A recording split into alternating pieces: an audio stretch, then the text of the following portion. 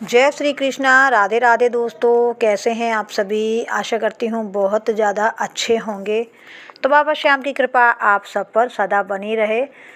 तो श्याम प्रेमी श्याम बाबा के मंदिर में जाते हैं, एक आस्था के साथ जाते हैं और उम्मीद करते हैं कि बाबा की कृपा हम पर हो जाए। और आज की वीडियो में हम आपको बता रहे हैं कि अगर आपको ये तीनों चीज़ें मिल जाती हैं तो आप समझ लीजिए कि बाबा ने आपको अपना लिया है, बाबा ने आपको अपने बच्चे के रूप में स्वीकार कर लिया है। बाबा आपकी भक्ति भावना आस्था से बहुत प्रसन्न है। बाबा ने आपसे प्रसन्न होकर, आपकी आस्था से प्रसन्न होकर आपको यह चीज़ें, तो बाबा का आशीर्वाद आपको किस रूप में मिलता है। अगर आप श्याम बाबा के किसी भी मंदिर जाते हैं और वहाँ से आपको यह तीन चीज़ें मिलती हैं तो समझ लीजिए आप बहुत ही भाग्यशाली हैं। तो सबसे पहले श्याम बाबा के नाम पर जयकारा लगा दीजिए और कमेंट में ज़रूर जय श्री श्याम। दोस्तों, बाबा श्याम के मंदिर में आप चाहे खाटू श्याम जाएं, चुलकाना धाम जाएं, उपयोग श्याम बाबा के किसी भी मंदिर में आप जाते हैं तो उस मंदिर में अगर आपको कोई फूल, गुलाब का गेंद देखा या किसी भी चीज़ का कोई सा भी फूल आपको मंदिर में मिलता है या बाबा की बढ़ोतरी हुई माला आपको मिलती है तो समझ लीजिए बाबा ने आशीर्वाद के रूप में आपको यह माला फूल आपको दिया है। तो आपको बहुत ही लगी, बहुत ही भाग्यशाली हैं जो बाबा के मंदिर से ये माला फूल बहुत आसानी से नहीं मिलता है। दोस्तों, एक चीज़ का ध्यान रखिएगा कि आपको बाबा के मंदिर से माला यह फूल मिलती है तो आपको गले में मत पहनिए और ना ही इसको उठाकर वहाँ रख दीजिए। बाबा का आशीर्वाद है, इसे बहुत ही संभाल कर पहले लेकर आइए। अगर आपके घर में बच्चा है जो पढ़ने में थोड़ा कमज़ोर है, जिसका पढ़ाई में मन नहीं लगता है, तो बाबा के यहाँ से आपको कोई भी फील मिला है तो आप इस फूल को बच्चे की किताब के अंदर कॉपी के अंदर रख दीजिए या आप चाहे तो पत्ते आपके सारे दुख अंदर से भी रख सकते हैं। जब सूख जाए तब इन फूलों को किताब के अंदर रखे रहने दें। चाहिए तो देखना कि बाबा की कृपा से बच्चे का पढ़ाई में मन लगने लगेगा और आपके बच्चे का नहीं। उस फूल को बाबा का आशीर्वाद समझकर अपने मंदिर में रखिए और जब तक यह फूल पूरी तरह से सूख ना जाए उस फूल को मंदिर से नहीं हटाना है। और जब फूल सूख जाए तो आप अपने लॉकर में रख सकते हैं या फूल को किसी गमले में भी रख सकते हैं ताकि वह इधर उधर ना गिरे। और आपको माला के साथ करना क्या है, अगर आपको बाबा के मंदिर से माला मिलती है, गले में माला पहन लेते हैं तो भगवान का अपमान होता है। गले में माला नहीं पहननी है, भगवान की बराबरी नहीं करनी है। आपको जो माला बाबा के मंदिर से मिलती है, सबसे पहली बात ध्यान रखनी है कि अगर माला आपको मिल रही है तो आप किसी से माला छीनना नहीं है, क्योंकि छीनने से आपको बाबा की कृपा नहीं मिलेगी। और धन्यवाद बाबा का आपके ऊपर, लेकिन अगर बाबा ने माला किसी और को लिए भेजी है तो आप छीना झपटी ना करें। जिसके हाथ में वो माला पड़ चुकी है उसके हाथों में ही रहने दीजिए।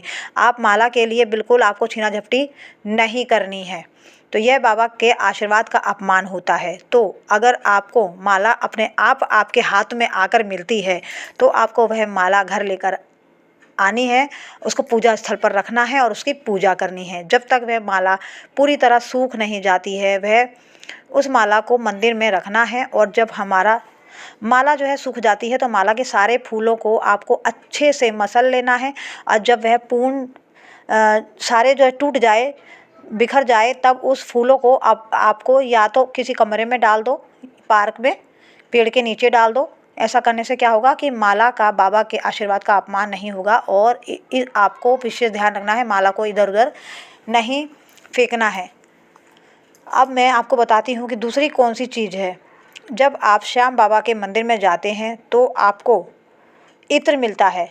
आप या इत्र लेकर जाते हैं तो ये आपको इत्र जब आप चढ़ावे का सामान, इसमें से इतना आपको मिलता है। माँ का जो पुजारी है, वहाँ का जो पुजारी है, आपको अपनी थाली देते हैं तो आपको इत्र वापस कर देता है। तो यह भी बहुत अच्छे संकेत होते हैं कि अगर आपको वो इत्र पंडित जी वापस कर देते हैं तो आप बहुत किस्मत वाले हैं। 2-3 दिन के बाद आपको इस बाबा को, अगर आपको चित्र मिलता है तो वो भी आपको ले लेना है।